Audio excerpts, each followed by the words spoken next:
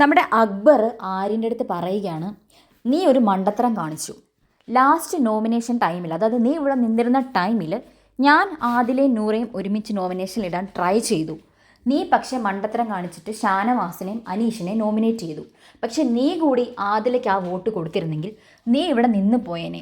ആദില നിൽക്കേണ്ട സ്ഥാനത്ത് ശരിക്കും നീ ആയിരുന്നു നിൽക്കേണ്ടത്.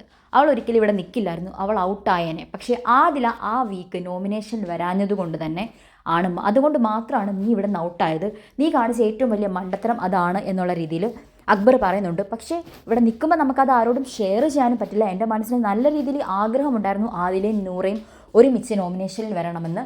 പക്ഷേ അത് നടന്നില്ല. എനിക്ക് നല്ല സങ്കടമുണ്ട് എന്നുള്ള രീതി പറയുമ്പം ആര്യൻ പറയാണ്, ശരിയാണ്, ഞാൻ കാണിച്ചത് വളരെയധികം മണ്ടത്തരമാണ്, ഞാൻ അങ്ങനെ ചെയ്യാൻ പാടില്ലായിരുന്നു, അതെൻ്റെ പൊട്ടബുദ്ധിക്ക് ഞാൻ ചെയ്ത് കൂട്ടിയ ഒരു കാര്യമാണെന്നുള്ള രീതിയിൽ ആര്യൻ സമ്മതിക്കുന്നുമുണ്ട്.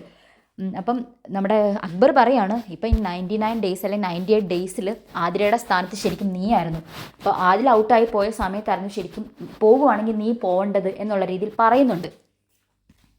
അപ്പം ആര്യൻ പറയുന്നുണ്ട്, ഇനി പറഞ്ഞിട്ട് കാര്യമില്ല, പക്ഷേ ഇതാണ് കുറച്ച് നല്ലതെന്ന് തോന്നി. 83 ഡേയ്സിൽ പോയില്ലേ, 83 ഡേയ്സിൽ പോയ ഒരു നല്ല ഗെയിമർ എന്നുള്ള ലേബലിൽ ഞാൻ അറിയപ്പെടട്ടെ എന്നുള്ള രീതിയിൽ ആര്യൻ അങ്ങനെ പറഞ്ഞ് സമാധാനിക്കുകയാണ്.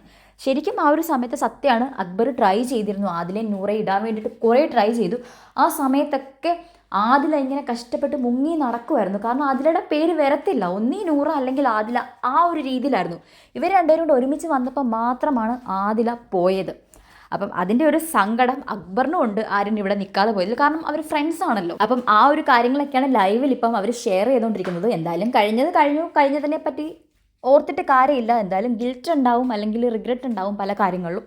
അതിനി പറഞ്ഞിട്ട് കാര്യമില്ല. പല ആൾക്കാരും ആ ഒരു ഗിൽറ്റും റിഗ്രറ്റും ഒക്കെ പുറത്തോട്ട് ഇങ്ങനെ കുത്തി നിറച്ച് കാണിച്ചുകൊണ്ടിരിക്കുകയാണ്. അവർക്ക് വന്നിട്ടുള്ള പ്രശ്നങ്ങൾ, അല്ലെങ്കിൽ അവർക്ക് കാണിക്കാൻ പറ്റാത്ത കുറേ കാര്യങ്ങൾ. എന്തായാലും ജിസേലൊന്നും വന്നിട്ട് ഭയങ്കര നൈസായിട്ടാണ് കേട്ടോ നിൽക്കുന്നത്. അനുവിനെ രാവിലെ കുത്തുമൊക്കെ ചെയ്യുന്നുണ്ടായിരുന്നു. ആര്യനാണെങ്കിൽ പോലും കുത്തുന്നൊക്കെ ഉണ്ട്, എന്തിനും മറ്റുള്ളവരെ പോലെ അങ്ങ് ഭയങ്കരമായിട്ട് ഓവറായിട്ട് കാണിക്കുന്നില്ല. അതുതന്നെ വലിയൊരു ക്വാളിറ്റിയാണ്. അപ്പോൾ കൂടുതൽ ലൈവ് അപ്ഡേറ്റ്സിനായിട്ട് ചാനൽ സബ്സ്ക്രൈബ് ചെയ്യുക, ഷെയർ ചെയ്യുക, ലൈക്ക് ചെയ്യുക. അതേപോലെ നിങ്ങൾക്ക് എന്താണ് ഇതിനെക്കുറിച്ചൊക്കെ തോന്നുന്നതെന്നുള്ളതിൻ്റെ കമൻസ് രേഖപ്പെടുത്തുക.